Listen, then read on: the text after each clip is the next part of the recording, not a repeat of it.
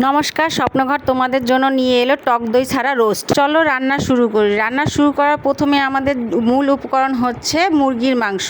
এখানে আমি কিছুটা পরিমাণ লবণ এবং লেবুর রস দিয়ে মেরিনেট করে রাখবো, কারণ লেবুর রস দিলে মাংসটি সফট হয়।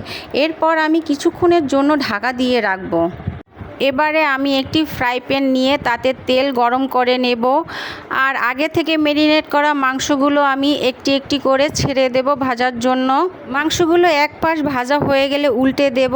অবশ্যই আমি একটু চড়া করে ভাজা দিয়েছি, কারণ অনেকেই শ্যালো ভাজা পছন্দ করে। তোমরা যেরকম ভাজা পছন্দ করবে তো সেরকম ভেজে নেবে। ভাজার সময় তোমরা অবশ্যই ঢাকনা দিয়ে নেবে, কারণ ঢাকনা না দিলে তেল ছিটে। যাই হোক, এখন আমি আগে থেকে মাংস ভাজার তেলটা কড়াইতে দিয়ে দিচ্ছি এবং তাতে কিছু পেঁয়াজ কুচি দিয়ে দিচ্ছি।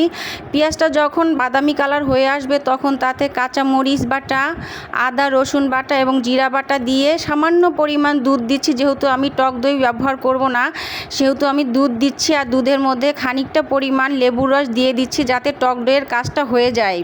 তোমরা অনেকেই মনে করো যে টক দই ছাড়া রোস্ট রান্না করা হয়তো সম্ভব নয়। আমি এজন্যই এই ভিডিওটা শুধু করছি যে টক দই ছাড়াও রোস্ট রান্না করা সম্ভব। তোমরা যদি এই নিয়মে রান্না করো তাহলে অবশ্যই টক দই ছাড়াও তোমরা রোস্ট রান্না করতে পারবে।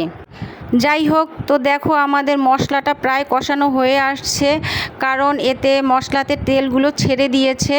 এখন আমি এক এক করে এতে মাংসগুলো ঢেলে দেব, এবং মাংসগুলো ঢেলে দেওয়া হয়ে গেলে তাতে আমি দুধ দিয়ে দেব। দুধটা তোমরা পাউডার দুধও দিতে পারো এবং গরুর দুধও দিতে পারো। যেহেতু আমি টক দই ব্যবহার করছি না, সেহেতু এখানে আমি পুরোটাই দুধ দিব। দেখো, এখানে আমি কোনো প্রকার জল ব্যবহার করছি না। এরপর দুধটা ফুটে ওঠা পর্যন্ত আমরা অপেক্ষা করব। যখন ফুটে উঠবে তখন ওপর থেকে আস্ত কাঁচামরিচ দিয়ে দিব ফ্লেভারের জন্য। এরপর গরম মশলা দিয়ে দেব। গরম মশলা দিয়ে দেওয়ার পরে খানিকক্ষণের জন্য আমরা একটু নাড়াচাড়া করে দেব। নাড়াচাড়া করা হয়ে গেলে খানিকটা নামানোর আগ মুহূর্তে আমি খানিকটা ঘি দিয়ে দেব। ঘি দিয়ে আরেকবার একটু নাড়াচাড়া করব, তারপরে আমি ঢাকনা দিয়ে ঢেকে রাখবো। ঢাকা হয়ে গেলে আমাদের তৈরি হয়ে যাবে টক দই ছাড়া রোস্ট। তোমরা প্লিজ এটা বাসায় অবশ্যই ট্রাই করবে, এবং ট্রাই করে আমাকে অবশ্যই কমেন্টস করে জানাবে তোমাদের কেমন লাগলো।